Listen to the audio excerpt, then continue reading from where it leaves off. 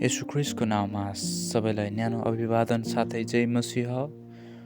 म तपाईँहरूको माझमा केही विषयलाई भन्न गइरहेको छु। फर्गिभनेस अथवा क्षमा। क्षमा भनेको बदला नलिकन वा रिस नराखिकन प्रेम र अनुग्रहको साथ अरूलाई स्वीकार्नु क्षमा हो। क्षमाले हामीलाई विगतका पीडाबाट मुक्त गर्छ, सम्बन्धहरू पुनः स्थापित गर्छ र परमेश्वरसँगको सम्बन्ध बलियो बनाउँछ र एउटा शक्ति हो जसले हामीलाई शान्ति र आनन्द दिन्छ र हामीलाई परमेश्वरको प्रेममा अरूलाई बाँड्न सक्षम बनाउँछ। क्षमाले अरूहरूको गल्तीको लागि दया देखाउनु जस्तो परमेश्वरले हामीलाई हाम्रो पापको लागि क्षमा गर्नुभयो। मत्ती 6:14 र 15ले हामीलाई स्पष्टसँग भन्दछ, किनकि तिमीहरूले मानिसहरूको अपराधहरू क्षमा गर्यौ भने तिमीहरूका स्वर्गमा हुनुहुने पिताले पनि तिमीहरूलाई क्षमा गर्नुहुनेछ। तर तिमीहरूले मानिसहरूका अपराध क्षमा गरेनौ भने तिमीहरूका पिताले तिमीहरूलाई क्षमा गर्नुहुने छैन। आज यो पदले हामीलाई स्पष्टसँग भन्दछ, आज हामीले क्षमा गर्यौँ भने हाम्रो पनि क्षमा हुनेछ।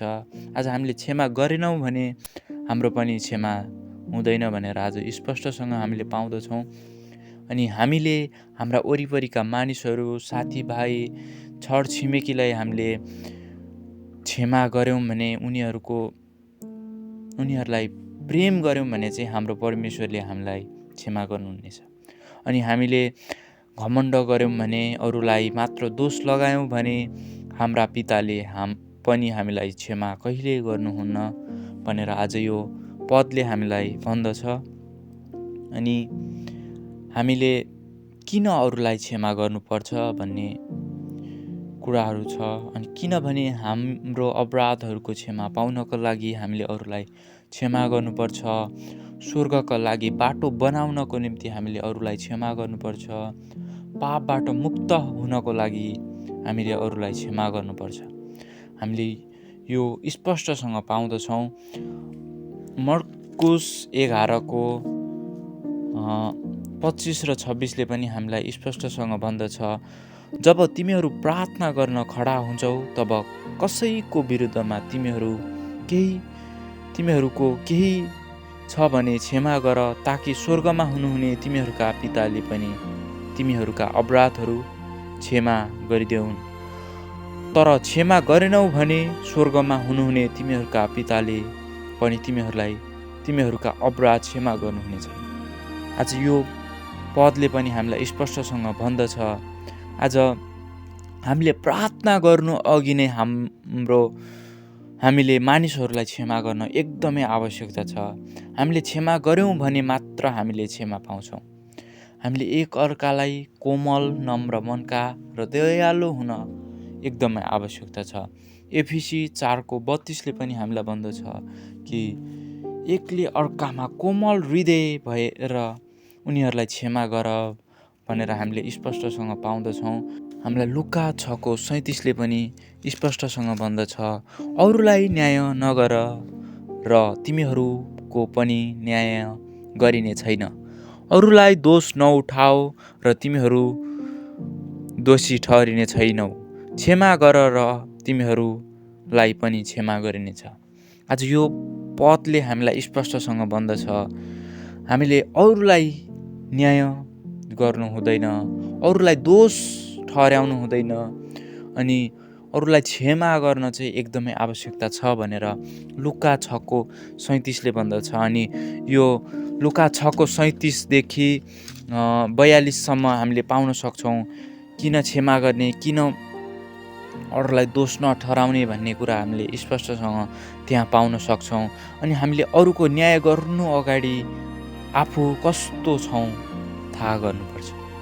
आज आफू चाहिँ गल्ती गर्ने, आफूले चाहिँ क्षमा नगर्ने अनि अरूलाई चाहिँ तैँले यस्तो गर्यो, तैँले उस्तो गर्यो भनेर कतिपटक हामीले औँलाइरहेका हुन्छौँ। अनि त्यो मानिसहरूलाई भनिरहेका हुन्छौँ। आज हामी कस्तो छौँ त्यसलाई हेर्न एकदमै आवश्यकता छ।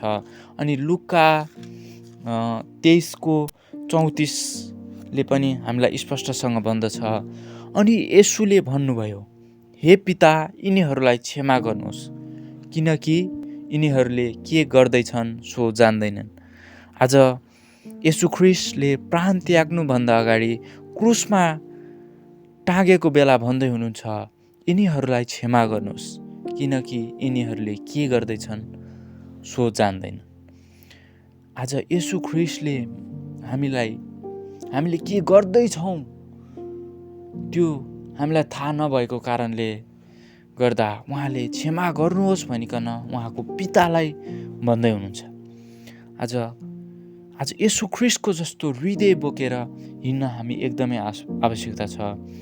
अनि हामीले मानिसलाई क्षमा गर्नु चाहिँ एकदमै आवश्यकता छ।